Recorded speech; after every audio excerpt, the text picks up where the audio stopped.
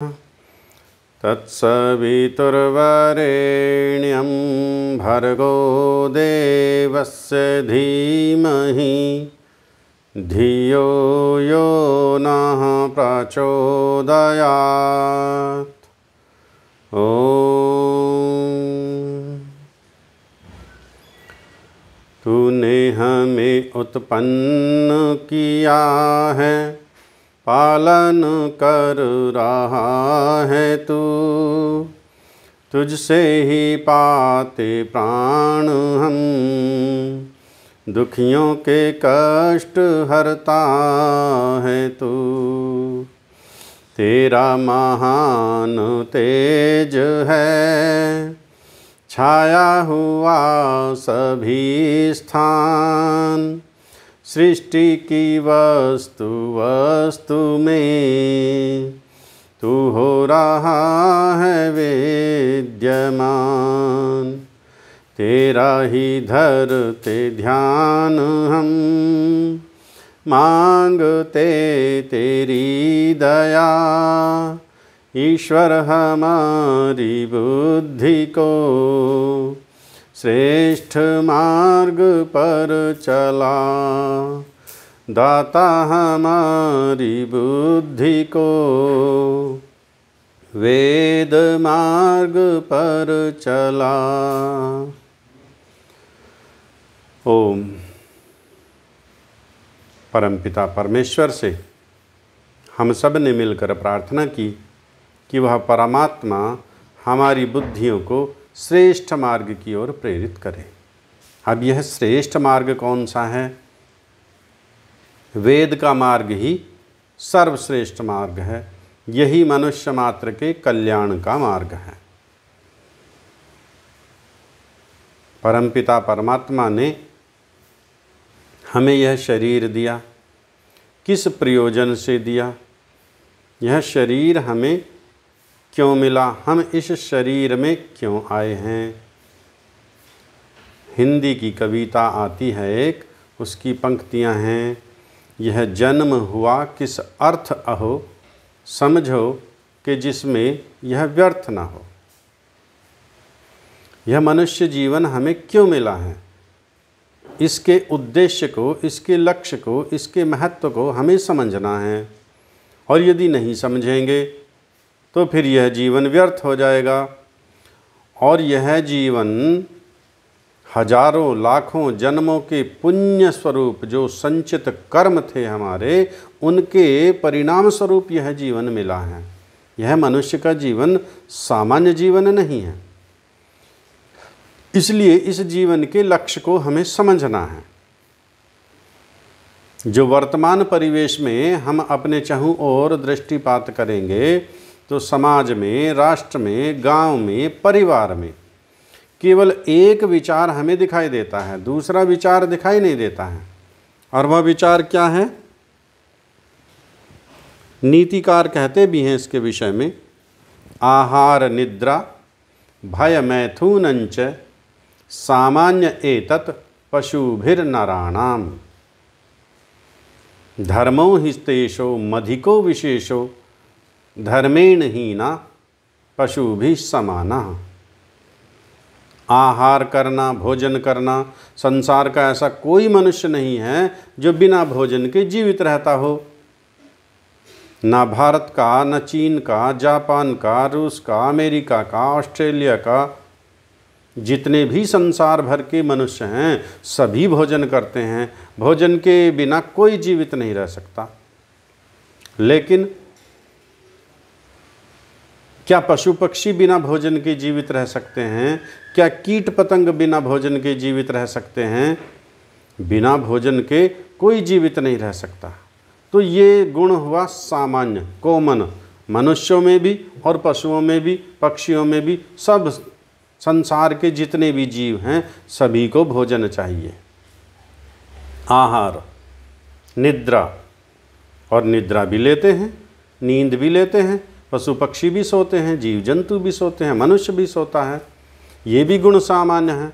दोनों गुण सामान्य, भोजन करना भी और निद्रा लेना भी। और फिर भय, डरना। मनुष्य भी किसी न किसी से तो डरता ही है, अपने से बड़े से तो सभी डरते हैं, और पशुओं में भी यह प्रवृत्ति होती है। अपने से बड़े से वे भी डरते हैं, छोटे का वे भी शोषण करते हैं, छोटे को वो भी डराते हैं, दबाते हैं। मनुष्यों का भी यह स्वभाव है, जो अपने से छोटा है उसको हम दबाने का प्रयास करते हैं, उसका हम शोषण करते हैं, उसको हम पीड़ित करते हैं। पशुओं में भी यही गुण, मनुष्यों में भी यही गुण। मैथुनं च और मैथुन करना अर्थात संतानोत्पत्ति करना, यह मनुष्यों में भी है, पशु पक्षियों में भी होता है, जीव जंतुओं में भी होता है। चारों गुण एक समान हैं। फिर मनुष्य की विशेषता क्या, पशुओं में और मनुष्यों में अंतर क्या? धर्मो हितेशो मधिको विशेषो, यह केवल एक धर्म है जो मनुष्य को जीव जंतु पशु पक्षियों से अलग करता है, ऊपर उठाता है। यह एक विशेषता मनुष्य की है। और फिर कहते हैं धर्मेन हीना। और यदि मनुष्य जीवन में आकर भी, मनुष्य शरीर में आकर के भी धर्म से विहीन रहे, धर्म को जाना ही नहीं, धर्म का हमने अनुसरण किया ही नहीं, धर्म के मार्ग पर हम चल ही नहीं पाए, तो फिर पशु भी समाना, फिर तो पशुओं के समान ही हमारा जीवन है। फिर मनुष्य जीवन का कोई विशेष महत्व नहीं है, ना अपने लिए, ना परिवार के लिए, ना समाज के लिए, ना राष्ट्र के लिए। फिर हम क्या कर पाएंगे? कुछ नहीं कर पाएंगे। इसलिए इस धर्म को जानना तो पड़ेगा। आज संसार में अनेकों धर्म प्रचलित हैं, हिंदू, मुस्लिम, सिख, ईसाई, जैन, बौद्ध, पारसी, यहूदी, अनेकों धर्म हैं। लेकिन वास्तव में क्या ये धर्म हैं? ये सब धर्म नहीं हैं, ये सब मत और पंथ हैं, संप्रदाय हैं, समुदाय हैं। संसार का एक धर्म है, संसार भर के मनुष्यों का सनातन एक धर्म केवल। और 5000 वर्ष के पूर्व केवल यही एक धर्म था, दूसरा कोई मत पंथ था ही नहीं। केवल एक वेद का अनुसरण संपूर्ण भूमंडल पर संसार भर के व्यक्ति किया करते थे,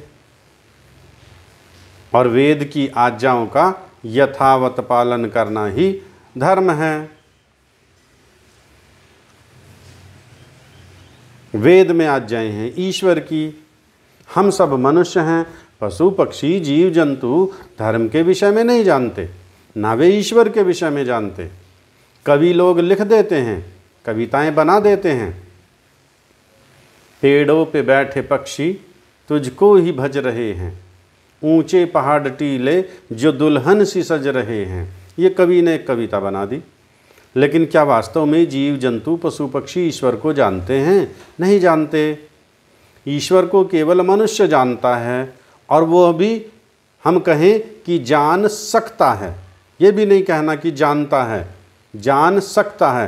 क्योंकि आज जो विश्व का जितना हमारा मनुष्यों की जनसंख्या है, लगभग 7-7.5 अरब, पूरे विश्व की जो जनसंख्या है, अनुमान के अनुसार 700-750 करोड़ पूरे विश्व की जनसंख्या है।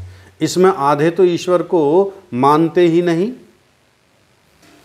संसार भर की जितनी जनसंख्या है, आधे व्यक्ति ईश्वर को मानते ही नहीं हैं।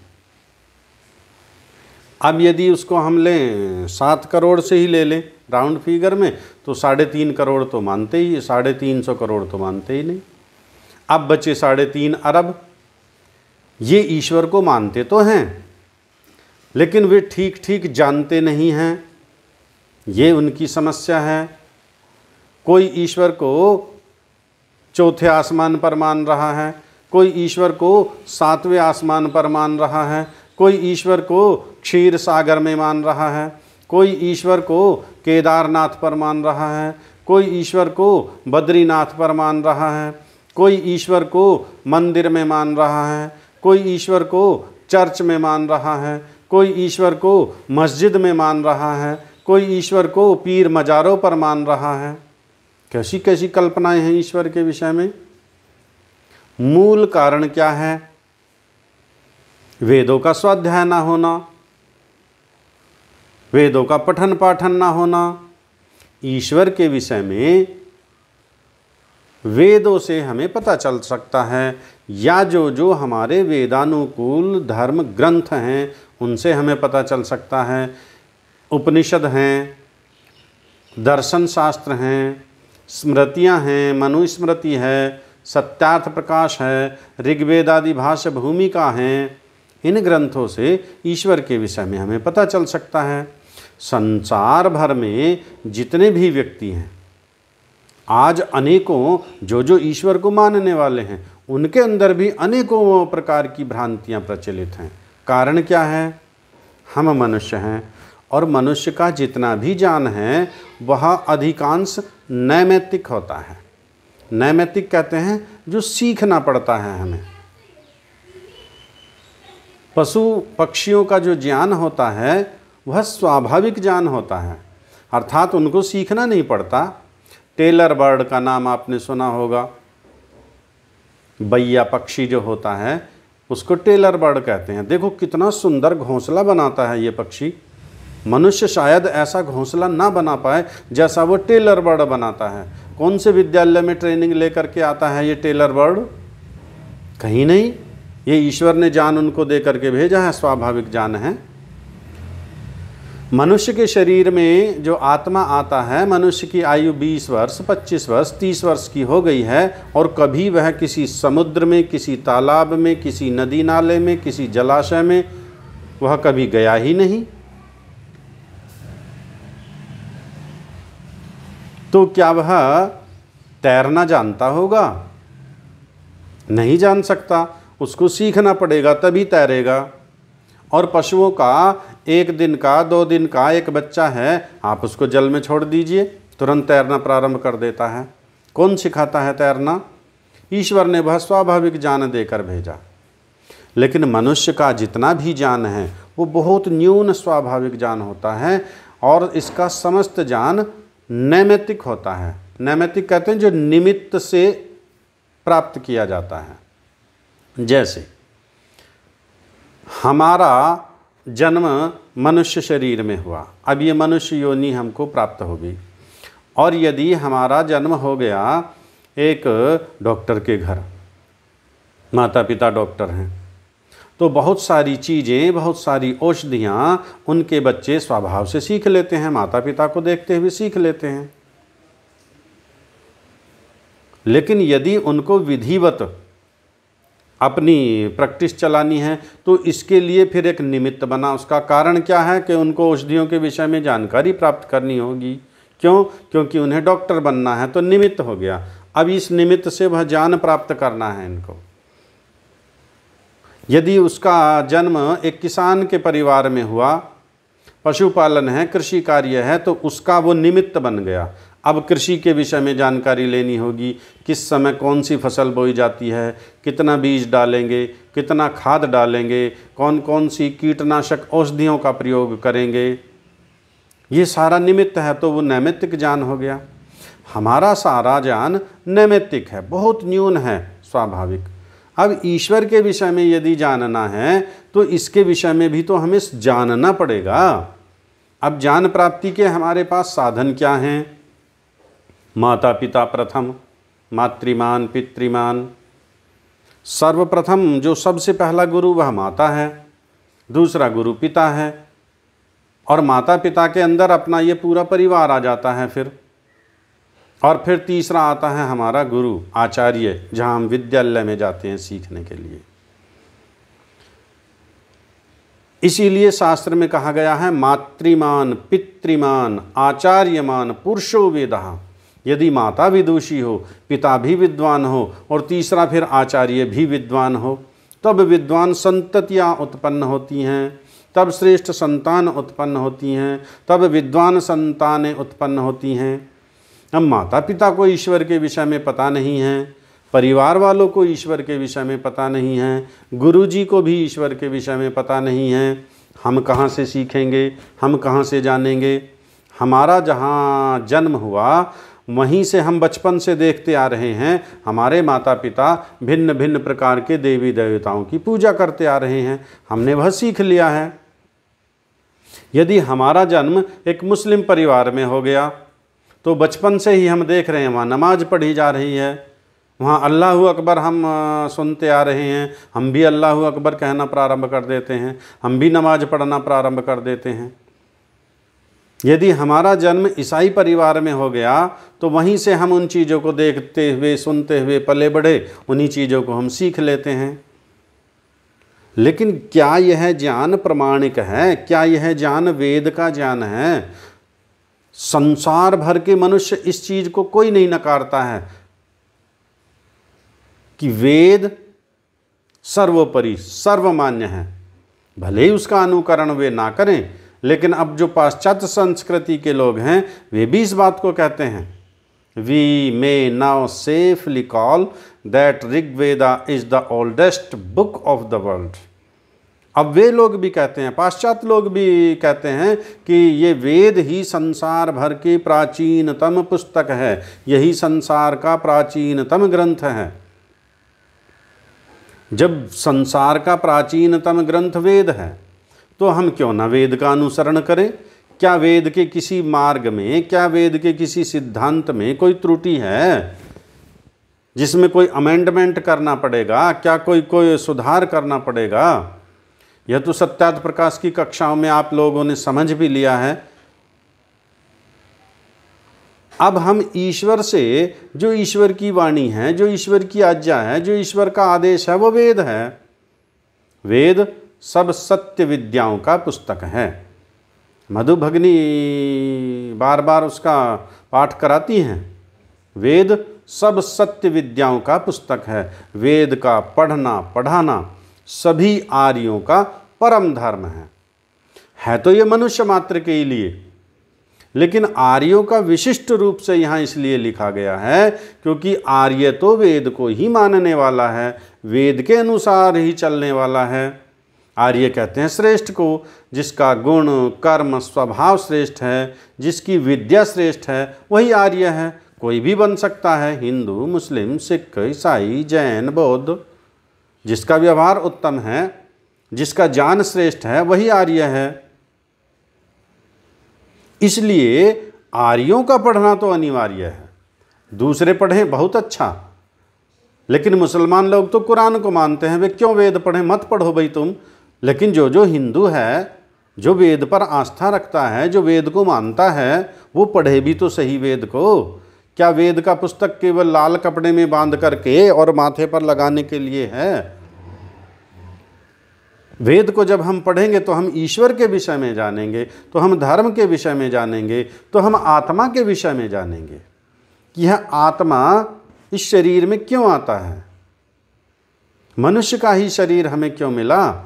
हमें पशुओं का, पक्षियों का, जीव जंतुओं का, इनका शरीर नहीं मिला, मनुष्य का शरीर मिला। क्यों मिला? क्या कारण है? और जब ये हमारा शरीर छूट जाएगा, जब शरीर ये हमारा जर्जर हो जाएगा वृद्धावस्था में, फिर इस आत्मा शरीर को छोड़ देता है, फिर कहाँ चला जाएगा? इन सब प्रश्नों का यदि हम विचार करें तब हमें अपने जीवन के लक्ष्य का पता चलता है। तो आइए हम सब इस जीवन के लक्ष्य की ओर बढ़ते हैं। जो जीवन का लक्ष्य है, यह जन्म हुआ किस अर्थ अहो। उपनिषद भी हमारा मार्गदर्शन करता है। यही चेत अवेदित अथ सत्यम अस्ति। यही चेतना कहते हैं जानना, जागरूक होना। यही मीन्स इसी शरीर में, मनुष्य शरीर में, इसी जीवन में यदि हमने इस लक्ष्य को जान लिया, अथ सत्यम अस्ति, तो सत्य है, तो सार्थकता है इस मनुष्य जीवन की। और यदि हमने जाना ही ना, जन्म हुआ, पले बढ़े, बड़े हुए, विवाह हुआ, संतान उत्पत्ति की, उनका पालन पोषण किया, फिर मर गए, यह जीवन है क्या? यह तो पशुओं का जीवन है, ये तो पशुओं के अंदर भी है। हमारा उद्देश्य क्या रहा? मनुष्य जीवन की विशेषता क्या रही? हम उस लक्ष्य को समझे। इसीलिए उपनिषद कहता ना चेत अवेदित। अगर आपने ना जाना, इस जीवन के लक्ष्य को ना समझा, महति विनष्टि, फिर समझो महाविनाश है। क्यों? क्योंकि हम दुख झेलना नहीं चाहते, हम दुखों से बचना चाहते हैं, हम सदा आनंद में रहना चाहते हैं, हम सदा सुख में रहना चाहते हैं। सुख का स्रोत क्या है, आनंद का स्रोत क्या है, हम उसको भी तो ढूंढें। ग्रीष्म ऋतु में कड़कड़ाती चिलचिलाती धूप में हम दूर से एक वृक्ष को देख लेते हैं, अरे वो रहा वृक्ष, चलो दौड़ करके वृक्ष के नीचे, चलो दौड़कर वृक्ष के नीचे बैठते हैं छाया में, तब जाकर कुछ आनंद मिलता है, धूप से बचने का आश्रय मिलता है।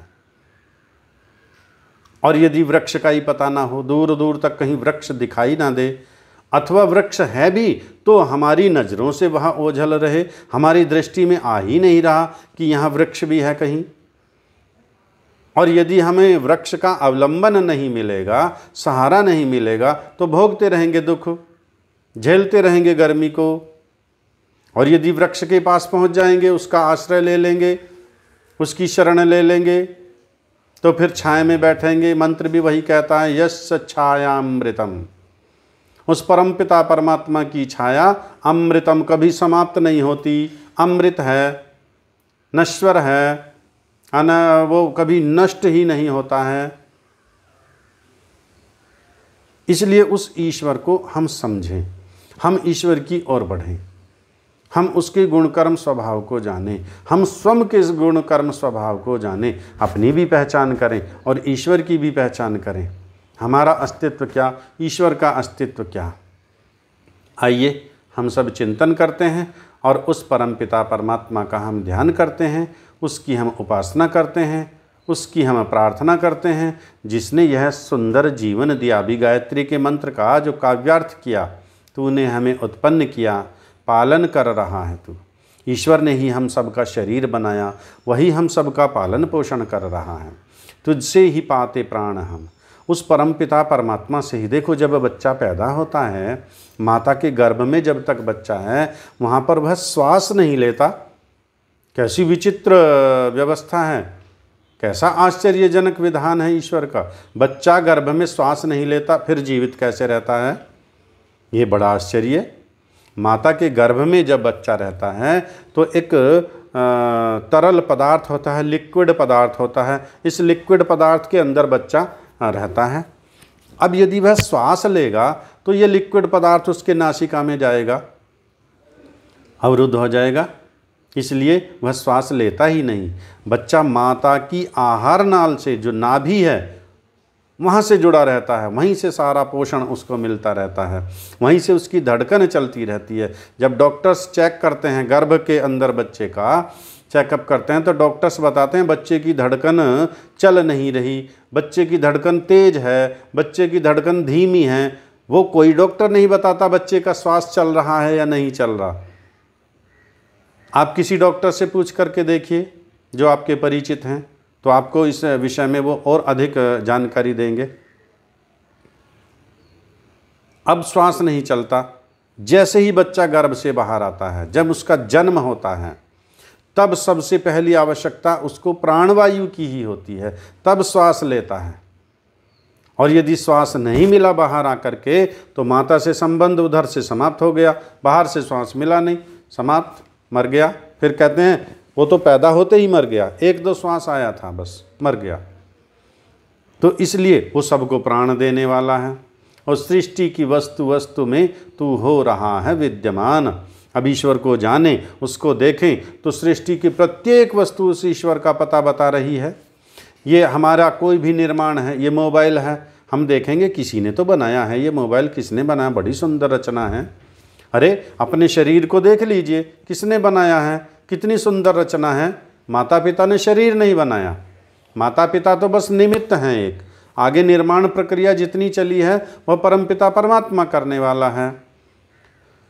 एक एक अंग का, एक एक ऊतक का, एक एक इंद्री का, एक एक शरीर के अंगों का निर्माण किस प्रकार परमेश्वर करता है। कितने शरीर में हड्डियां हैं, कितने जोड़ हैं, कितनी नस नाड़ियां हैं, इन सब का निर्माण कौन करता है। हमारे चारों ओर जितनी वनस्पतियां, जितनी औषधियां, जितने पदार्थ, जितने जीव जंतु, जितने पशु पक्षी हैं, कौन सबका निर्माण करता है?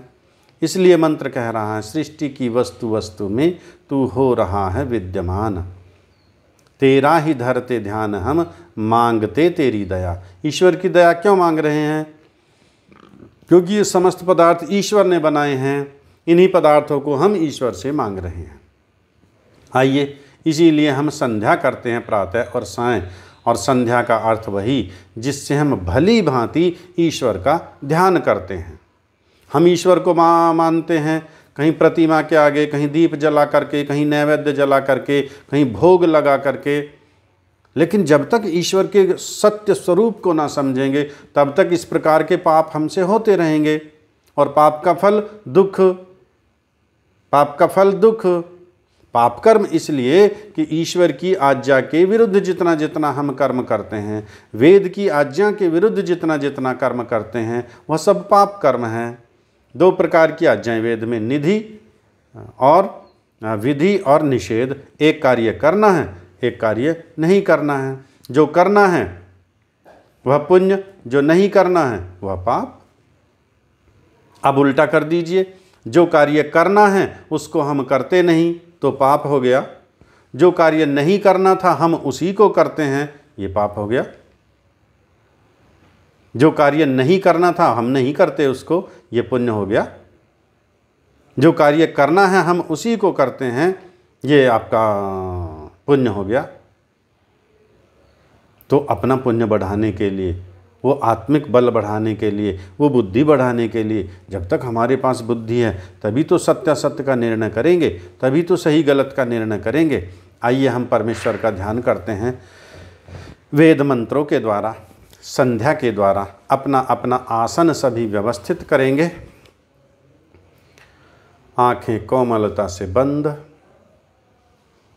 मन को हृदय प्रदेश पर टिकाएंगे, दोनों वक्षों के मध्य, उदर के ऊपर, कंठ के नीचे, इतना जो ये हमारा स्थान होता है, इतना इसको हम कहते हैं हृदय प्रदेश। ये चक्र बना दीजिए इस प्रकार, ये हृदय प्रदेश कहलाता है। यहीं पर हमारा आत्मा विद्यमान है और ईश्वर से हमें मिलना है, मुलाकात करनी है, भेंट करनी है। तो जहाँ पर दोनों व्यक्ति होंगे वहीं पर उनसे मुलाकात हो सकती है। अब ईश्वर तो सृष्टि के कण कण में विद्यमान है, लेकिन हमारा आत्मा तो शरीर के अंदर विद्यमान है। ईश्वर की हम पूजा करते हैं, देवी की हम पूजा करते हैं, शिव जी की हम पूजा करते हैं, शिवलिंग पर हम जल चढ़ाते हैं, दूध चढ़ाते हैं, फल फूल नैवेद्य चढ़ाते हैं। पूजा किसको किसकी करनी है? पूजा आत्मा को परमात्मा की करनी है, और पूजा का अर्थ, उपासना का अर्थ परमात्मा के गुणों को धारण करना। हम भौतिक शरीर से भौतिक वस्तुओं की पूजा कर रहे हैं। इस शरीर से जल चढ़ाया, फूल चढ़ाया, नैवेद्य चढ़ाया, मिष्ठान चढ़ाया पत्थरों पर, वह भी जड़, ये शरीर भी जड़। जो चेतन तत्व है उसका मेल कराइए, आत्मा का परमात्मा से मेल कराइए। दोनों चेतन, आत्मा भी चेतन, परमात्मा भी चेतन। आत्मा इस शरीर के अंदर है, आत्मा शरीर से बाहर जा नहीं सकता। परमेश्वर शरीर के बाहर भी है, अंदर भी है, आत्मा के अंदर भी है। इसलिए यहीं पर हम ईश्वर का साक्षात्कार करते हैं, यहीं पर हम ईश्वर का ध्यान करते हैं। आत्मा से परमात्मा का ध्यान करना। आइए 3 प्राणायाम करेंगे। अंदर का जितना भी आपका श्वास है, वेग से जिस प्रकार वमन होता है, उल्टी होती है ना, अचानक जितना भी खाया पिया सब बाहर निकल जाता है अचानक, इसी प्रकार श्वास को वेग से अचानक से बाहर, अंदर का जितना श्वास है बाहर छोड़ देंगे, बाहर ही रोक देना है। रोक के रखिए श्वास को।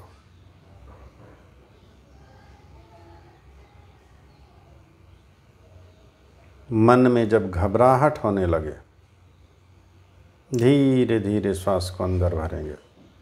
ध्यान रखना है, अंदर भरते समय बहुत धीरे धीरे श्वास लेंगे।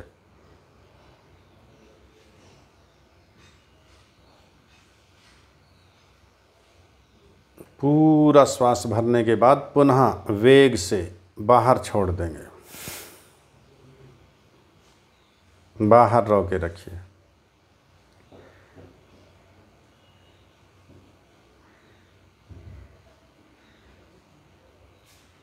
घबराहट होने पर पुनः धीरे धीरे श्वास को अंदर भरेंगे।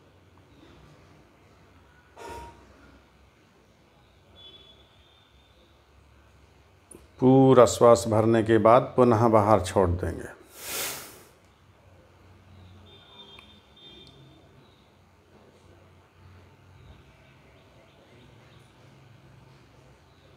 बाहर रोक के रखिए।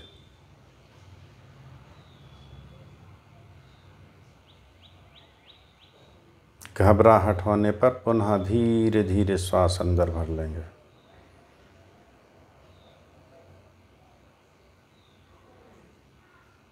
पूरा श्वास अंदर भरने के बाद छोड़ दीजिए। सामान्य श्वास प्रश्वास।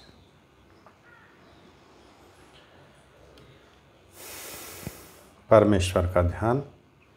मन को हृदय प्रदेश पर टिकाते हुए, हे परमेश्वर, मैं एक चेतन आत्मा हूँ। इस शरीर से मेरा अनित्य संबंध है। यह शरीर सदैव मेरे साथ रहने वाला नहीं है। यह शरीर आपकी कृपा, आपकी दया और मेरे अनेक जन्मों के पुण्यों के कारण आपकी करुणा स्वरूप मुझे प्राप्त हुआ है। यह शरीर लक्ष्य प्राप्ति का मेरा साधन है। हे प्रभु, आपने यह शरीर मुझे आप तक पहुँचने के लिए दिया है। यह शरीर जड़ है। मेरी समस्त ज्ञानेंद्रियाँ, कर्मेंद्रियाँ आपने मेरे अधीन की हैं प्रभु, किंतु अपनी अविद्या के कारण, अज्ञानता के कारण मैं स्वयं को इंद्रियों का दास बना लेता हूँ। स्वयं इंद्रियों का दास बन जाता हूँ, जबकि विद्या के द्वारा, ज्ञान के द्वारा मैं इन इंद्रियों पर नियंत्रित करते हुए अपने लक्ष्य की ओर बढ़ सकता हूँ। हे परमेश्वर, मुझे शक्ति दीजिए, विद्या दीजिए, बुद्धि दीजिए, ज्ञान दीजिए, सामर्थ्य दीजिए, मेरी सहायता कीजिए प्रभु। हे परमेश्वर, आपका मेरा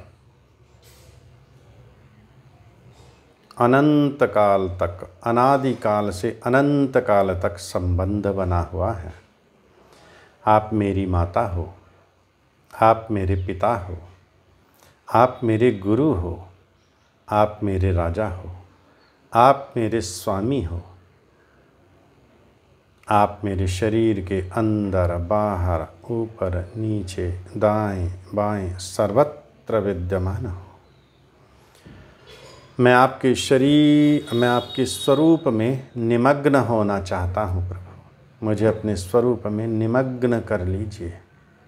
हे परमेश्वर, आप सर्वव्यापक हो, मैं आपके अंदर व्याप्य हूँ। हे जगदीश्वर, मैं जितनी उपासना, स्तुति, प्रार्थना करने के निमित्त बैठा हूँ, यह सब कार्य आपकी सहायता के बिना पूर्ण नहीं होगा। हे परमेश्वर, मेरी रक्षा कीजिए, मेरी सहायता कीजिए, मुझे शक्ति दीजिए, मुझे सामर्थ्य दीजिए कि मैं आपके स्वरूप को ठीक ठीक जान सकूं। मैं आपके गुण, कर्म, स्वभाव को ठीक ठीक जानकर उन्हें धारण कर सकूं प्रभु। इसके लिए मैं आपकी स्तुति कर रहा हूँ, आपसे प्रार्थना कर रहा हूँ, आपकी उपासना कर रहा हूँ। हे जगदीश्वर, आप मेरी रक्षा कीजिए, आप मेरी सहायता कीजिए कि मैं यह उपासना निर्विघ्न पूर्ण कर पाऊँ। ओम। अथ वैदिक संध्या। ओम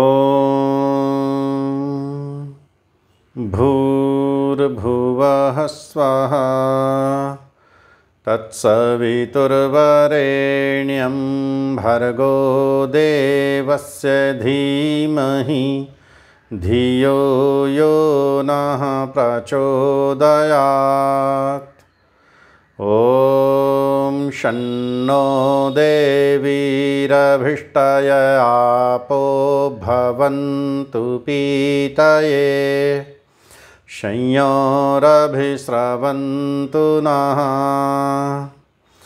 ॐ वाक् वाक् ॐ प्राणः प्राणः ॐ चक्षुः चक्षुः ॐ श्रोत्रं श्रोत्रम् ॐ नाभिः ॐ हृदयम् ॐ कण्ठः ॐ शिरः ॐ बाहुभ्यां यशोबलम् ॐ करतलकरपृष्ठे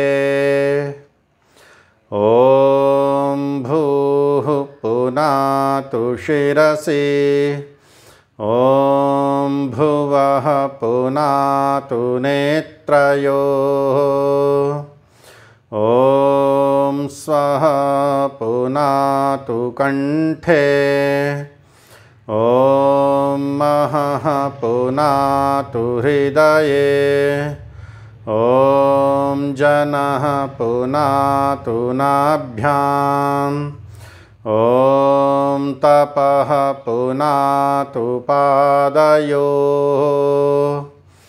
ॐ सत्यं पुनातु पुनः शिरसि ॐ खं ब्रह्म पुनातु सर्वत्र ॐ भूः ॐ भुवः ॐ स्वः ॐ महः ॐ जनः ॐ तपः ॐ सत्यम् ॐ ऋतं च सत्यं चाभिधात्तपसोऽध्यजायत ततो रात्र्यजायत ततः समुद्रो अर्णवः समुद्रादर्णवादधि संवत्सरो अजायत अहोरात्राणि विदधद्विश्वस्य मिषतो वशी सूर्याचन्द्रमसौ धाता यथा पूर्वमकल्पयत् दिवं च पृथिवीं चान्तरिक्षमथो स्वः ॐ शन्नो देवीरभिष्टय आपो भवन्तु पीतये संयोरभिस्रवन्तु नः। ॐ प्राचीदिग्गग्निरधिपतिरसितो रक्षितादित्यायिषवः तेभ्यो नमोऽधिपतिभ्यो नमो रक्षितृभ्यो नम ईशुभ्यो नमयेभ्यो अस्तु। योऽस्मान्वेष्टियं वयं विष्मस्तं वोजम्भे दद्मः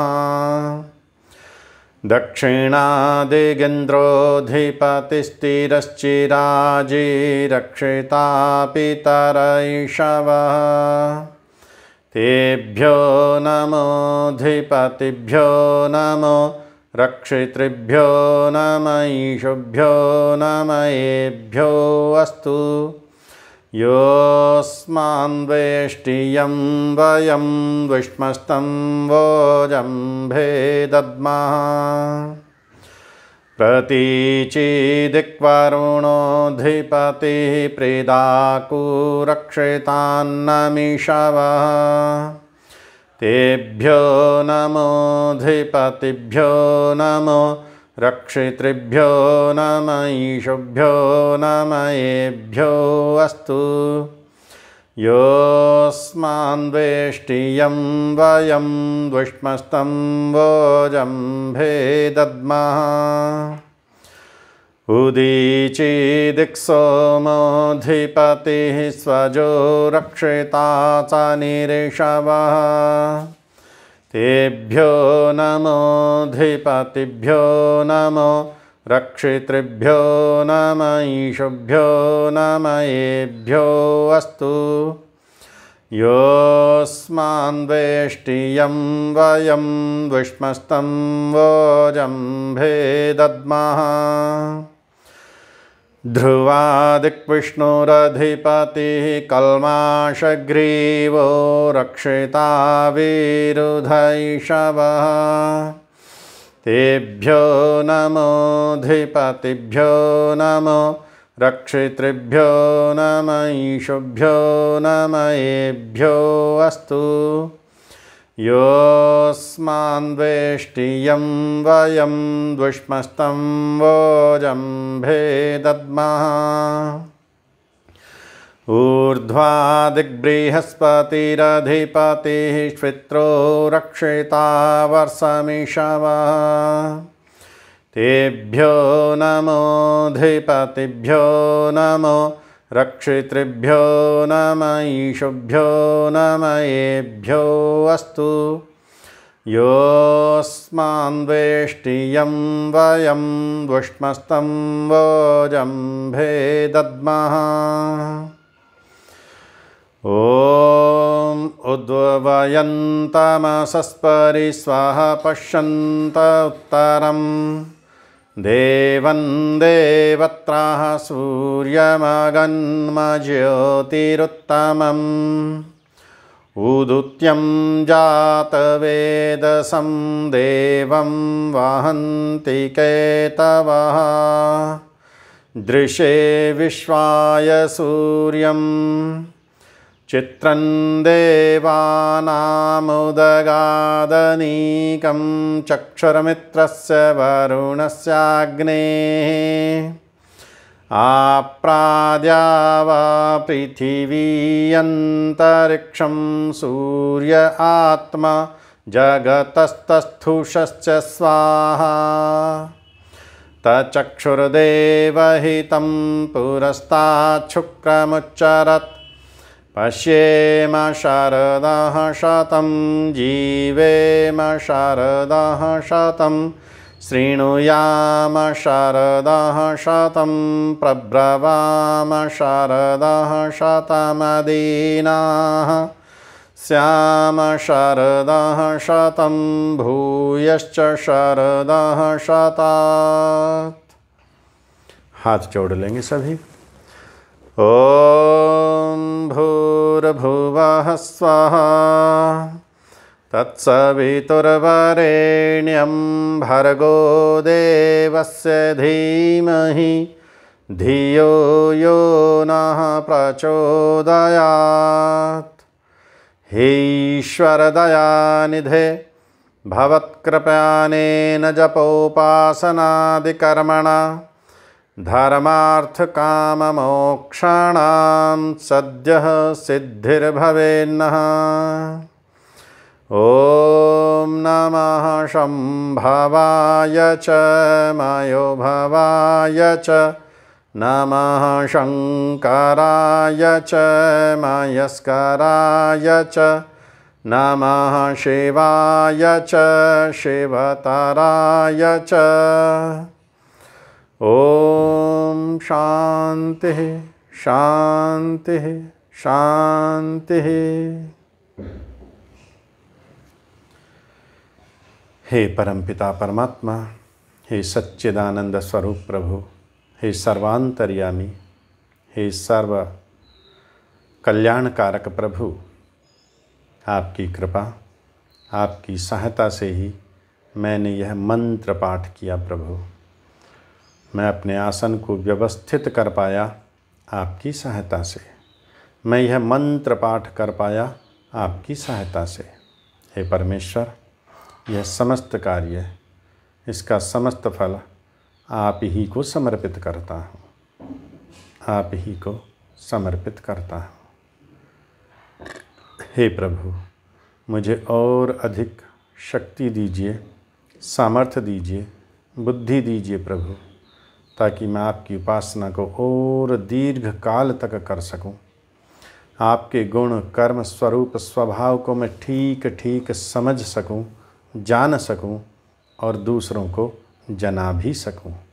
ऐसी मुझे शक्ति देना प्रभु, ऐसी मेरी बुद्धि करना प्रभु। ओ अपना आसन आप ढीला कर लीजिए। यह हमारा संध्या मंत्र पाठ। प्रारंभिक काल में माइक अभी बंद रखेंगे। जब तक हमारी संध्या याद नहीं होती है, गायत्री मंत्र सभी के याद है, हम गायत्री मंत्र का उच्चारण कर सकते हैं। और गायत्री मंत्र के भावार्थ में जब तक समस्या है, आप ओम का भी जाप कर सकते हैं। बस इसी प्रकार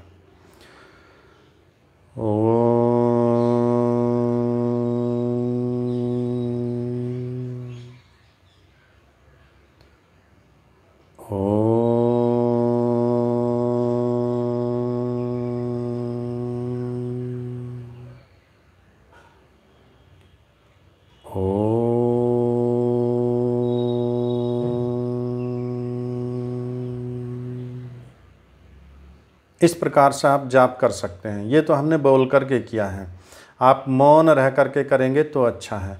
लेकिन प्रारंभिक काल में जब आप मौन रहकर जाप करेंगे तो मन बड़ा चंचल है, ये भटक जाता है। इसलिए प्रारंभिक काल में आप बोल कर भी कर सकते हैं, क्योंकि ओम ही उस परमपिता परमात्मा का निज नाम है, सर्वोत्तम नाम है। इस ओम के नाम से ही परमेश्वर के समस्त नामों का ग्रहण होता है। जब आप ओम का जाप कर रहे हैं, उसके साथ अर्थ का चिंतन करेंगे, जैसा हमने किया। ओम। हे परमेश्वर, आप सर्वशक्तिमान हो, आपके पास अनंत अथाह बल है, मुझे भी शक्ति दीजिए प्रभु। हे प्रभु, आप सर्वज्ञ हो, आपके पास अथाह बुद्धि, अथाह ज्ञान है, मुझे भी ज्ञान दीजिए प्रभु, मुझे भी बुद्धि दीजिए प्रभु। इस प्रकार से आप जाप कर सकते हैं। वेद भी कहता है, शास्त्र भी कहता है, दर्शन कहते हैं, उपनिषद, सारे जितने भी वेद शास्त्र हैं, सर्वे वेदा यत् पदमामनन्ति, सारे वेद जिस पद का आमनन्ति बार बार जाप करते हैं, स्मरण करते हैं, बताते हैं जिसके विषय में। यदि छंतो, जिसकी इच्छा को, जिसकी इच्छा से, जिसकी प्राप्त करने की इच्छा को धारण करते हुए योगी जन, मुनि जन, ऋषि लोग ब्रह्मचर्य आदि तपों का पालन करते हैं, वही शब्द का नाम है ओम, वह परमपिता परमात्मा का नाम है ओम। तो आइए हम ओम का ध्यान करें, ओम का जप करें, ओम की उपासना करें। आइए मंत्र पाठ करते हैं, इस कक्षा को विराम देते हैं। सायंकाल की कक्षा आर्य गुरुकुल महाविद्यालय में चलेगी, उसका मैं लिंक ग्रुप में भी भेज दूंगा, और जिसका व्यक्तिगत है उनका मैं उसके पास भेज दूंगा। वहाँ पर आप लिंक पर क्लिक करेंगे, ये कक्षा जूम पर चलेगी।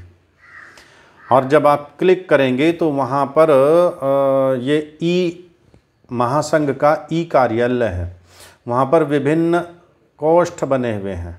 अलग अलग विभाग की कार्यवाही अलग अलग विभागों में चलती है। तो आपकी ये कक्षा चलेगी आर्य गुरुकुल